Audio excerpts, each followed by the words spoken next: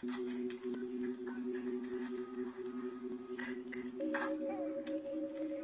up, jump, Mary. Ah, jump, jump, hurry up, real high, jump. Hurry up, jump real high. Go to the moon. Hurry up. He found out he was going to be a daddy, and he was kind of worried to tell me because, you know, what is my mom going to say, right? What was that? Finally says, yeah, we're going to have a baby, Mom. It's like, really? I'm like, woo, you know. He was so happy. Like, huh? We were happy. Who's that up there? That's Daddy. That's your daddy? Yeah. And that's Connor. There's Hope and me And Daddy. And Daddy and Papa. Yeah. And the dog. I think. Now, Lafond died of head trauma, but The crash happened in the early morning hours of October 23rd. But an autopsy hasn't been able to determine whether that was from the truck crashing into the fence. Police say they attempted to stop a stolen vehicle. Or from police's use of force. In the use of force and in the original report done by the officer, he clearly articulated that he did a knee strike to the individual while he was trying to arrest him. Was this maybe part of some of the injuries? We didn't know.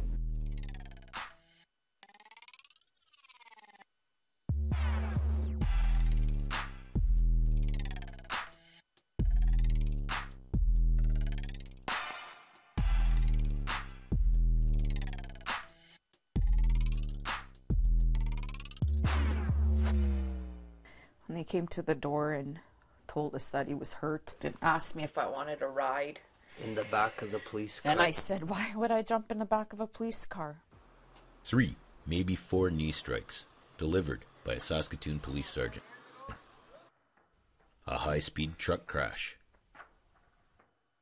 All led to Jordan Lafond's death in 2016. Jordan's my son that passed away when he was 21 in October of 2016 of blunt force trauma to the head, they ruled it as.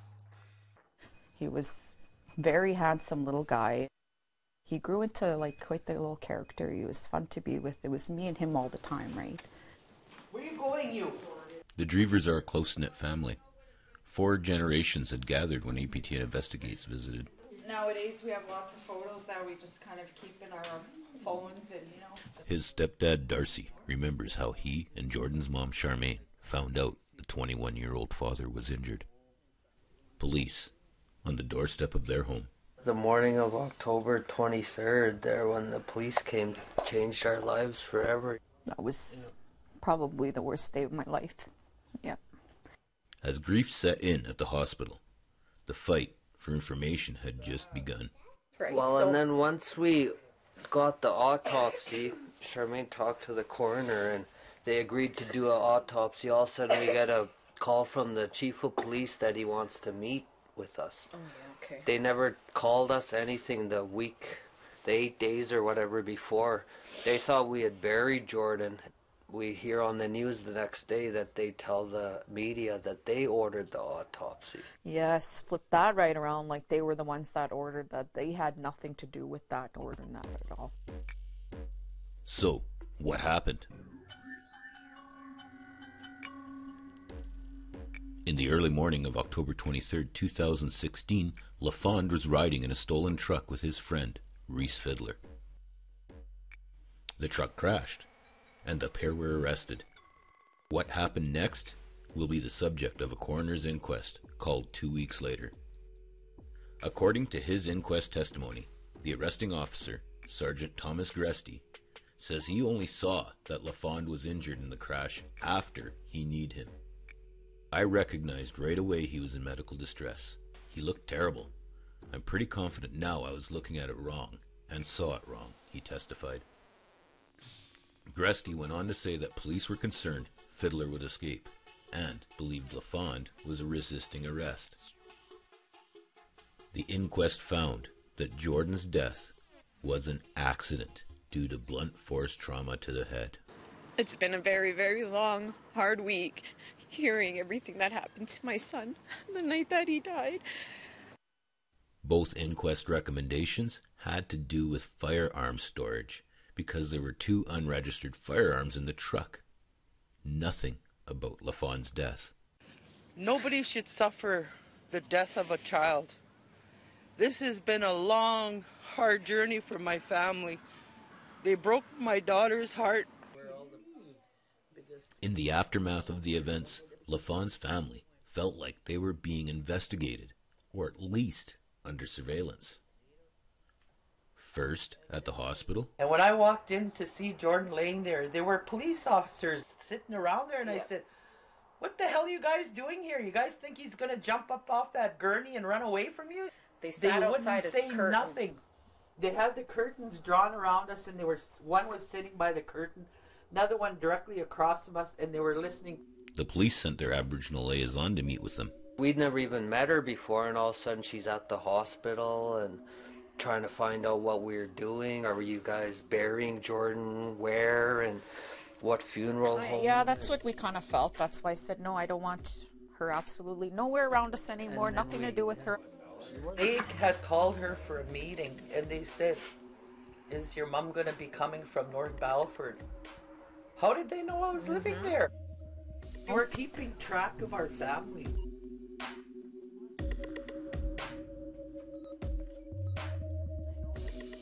Charmaine and Darcy remember their boy alive. He loved his friends, he loved biking, he loved skateboarding. He was always busy, he was always on the go, but he was always the type to come in, check in, say, you know, I love you, kiss you, hug you. Yeah, never left without saying I love you. All the time, even just as a little boy, right? Love you guys, you know, love you guys. So he was really, really family, close with family. Where is this guy?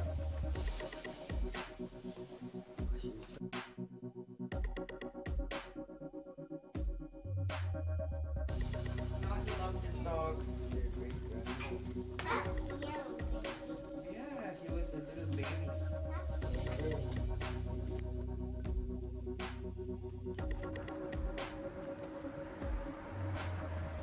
Lafond's death added more distrust of police.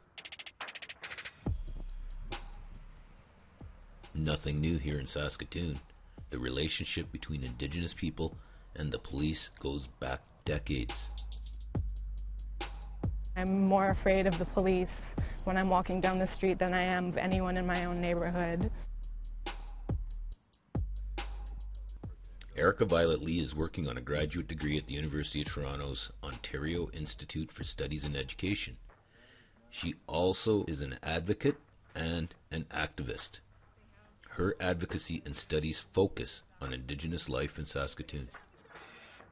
I helped with a report by Human Rights Watch that talked about how in Saskatchewan there's Indigenous women and girls face police violence at a high rate.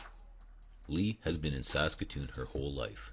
I remember seeing over and over again on the news the image of Neil Stonechild's body on the ground and police officers walking around it in the snow. Neil Stonechild was found dead in Saskatoon's North Industrial Area in November 1990.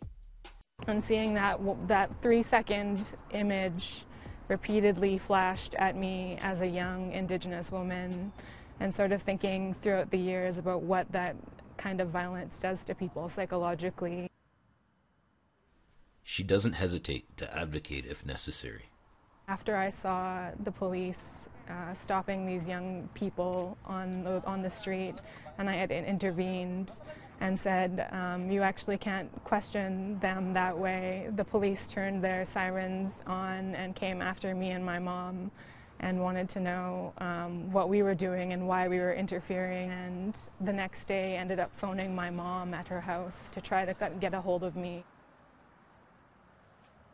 I think it showed that the Saskatoon police have people's information and they know who is outspoken about police violence.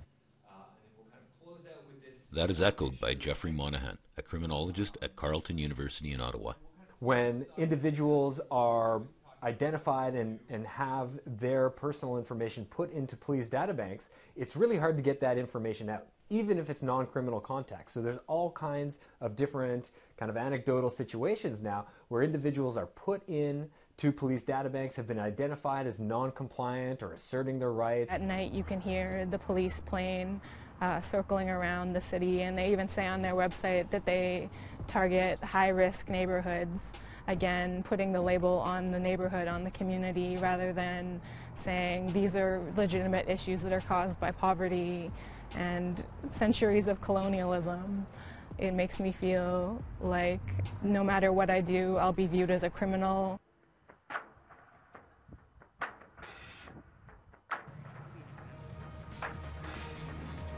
After the break, we meet a man who was stunned by a taser in his own home. I remember not a lot, just a lot of pain.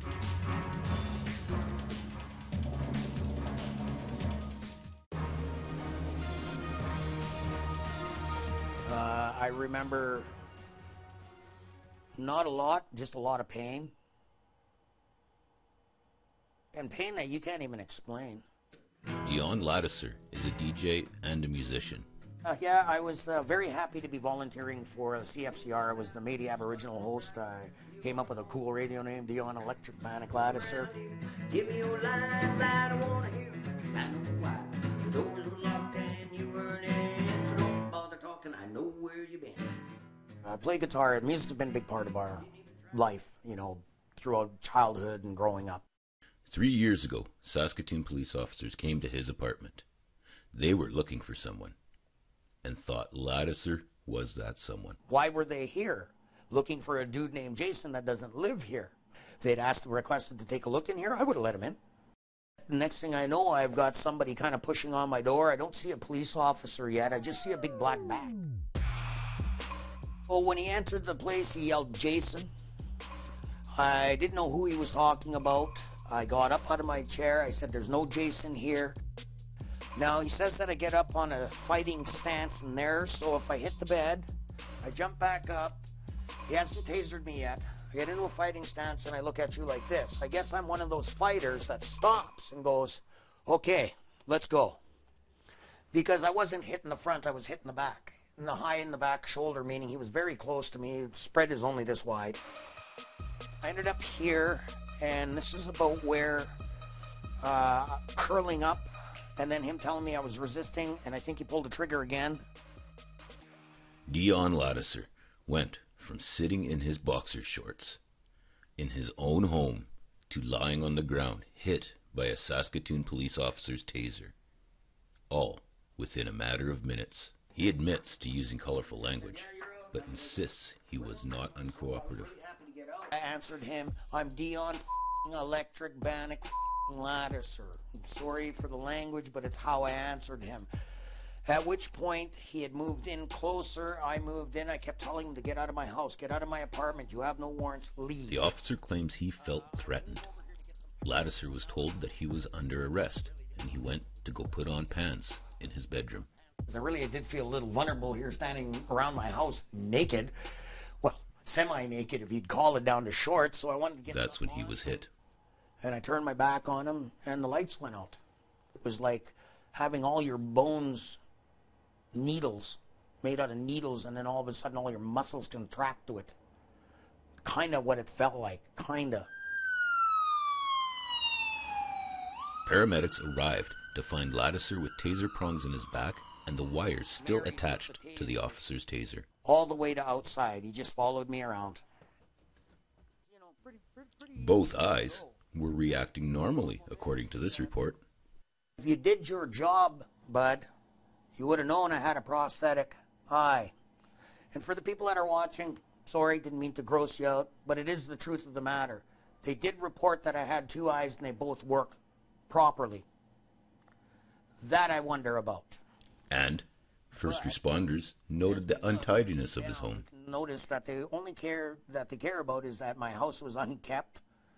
I mean, they're basically witch hunting me here for him and the police officers, as far as I'm concerned, in my opinion.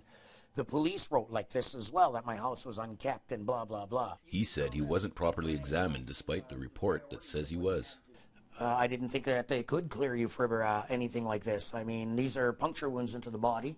One's really close to the spinal cord. It's no longer fact. Lattiser says the paramedics removed the taser probes. This gentleman should have never taken the one out by my spinal cord. He should have left it alone. I mean, he says it came out easy. I was the recipient on the other end. It was the third try when he pulled it out that he actually kind of gave it a twist to make it move so we could get it out of my body. It was actually melded to me. Lattiser spent the night in jail and was charged with uttering threats and assaulting a police officer. But it never got to court. The charges were dropped. Lattiser filed a complaint with the Saskatchewan College of Paramedics. The investigation was completed in February 2019. They found no professional misconduct or incompetence. He's been keeping up the fight on his own. Well, I went to the Human Rights Commission. That was a no-go. That wasn't a racially charged moment as far as they were concerned. Lattiser believes being Indigenous contributed to this event, and when he went to the Saskatchewan Public Complaints Commission, he also felt race was a factor. Of course, I did the PCC. We all know how that one ended. My complaint was unfounded, but that one I call very racial. I'll call that out as it is. I mean, it wasn't much more than 9 months down the road that we seen Rhonda Bowden's story come out, that cops were in her house without warrant, without reason. Bowden was subjected to a warrantless search of her Saskatoon home. But her case was investigated by the Complaints Commission. Bowden and Lattiser weren't alone. According to the Commission's annual report, Saskatoon police received the most complaints in the province. Out of the complaints last year, just 3 were founded and 18 not yet completed. The rest were declared unfound or dismissed for other reasons. Tensions between police and the Indigenous community run high in this city of bridges. I fear the guys with the weapons, you know. They're so easily be able to use them and get away with it, so what do I do? Advocate Violet Lee says change is in the hands of the Indigenous community. It doesn't come from the government, and it's not going to come from the police service. Monahan says police agencies need to go further than just weeding out the bad apples. In some ways, it's the lowest hanging fruit. The kind of policing agencies and certainly political authorities kind of respond by saying, here's a really easy answer that we can action, rather than taking these kind of much more difficult and complex structural problems which have to do with racism, which have to do with colonialism, and we haven't seen any action to try and fundamentally fix these problems. APTN Investigates requested an interview with the Saskatoon Police Service, but no one was made available. They did send an email saying, in part, "Unfortunately, many of your questions center on files that are the subject of ongoing civil proceedings. This prevents us from answering many of those questions. Some of your questions focus on specific concerns, many of which are the first we're hearing of." They would not speak about the Lafond or Lattiser incidences, saying, "We would be happy to speak with the family on those matters, but are not in a position to have that discussion with the media." The Drever family left Saskatoon. All the city did was make them fearful. They moved to a small town in rural Saskatchewan that APTN Investigates won't name at their request. That city is, you know, it's a scary place to be. But the fight isn't over.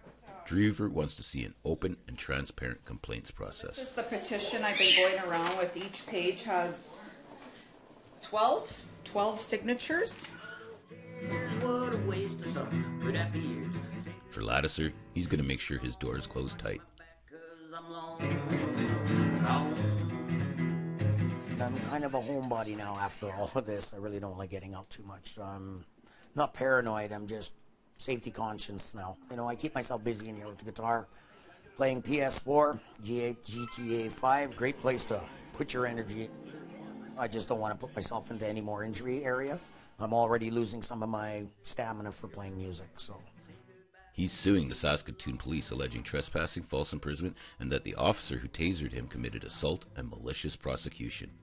APTN reached out to the Saskatchewan Ministry of Justice, who replied by email, stating they understand the need for further transparency, accountability, and ensuring public confidence in the police services, and are currently reviewing civilian oversight bodies in other Canadian jurisdictions and engaging in discussions with Saskatchewan Police Services to determine what improvements can be made. It's been better down here a little bit. I mean, could have lived without the tasering, but... Watch my back. I'm long, long.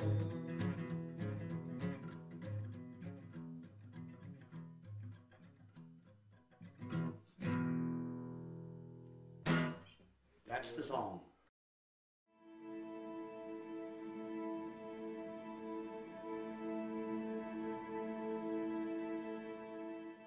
But that's where I got physically abused at that school, at the time when I went to school. I didn't want to tell anybody. Nobody knew. Not even my parents knew or anybody knew, because I didn't want to cause a ruckus or let anybody know what I was going through.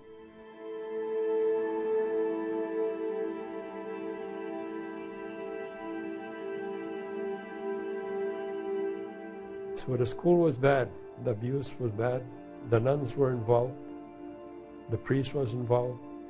They'd take boys to church, the man priest would take the boys, and the nuns would take the girls.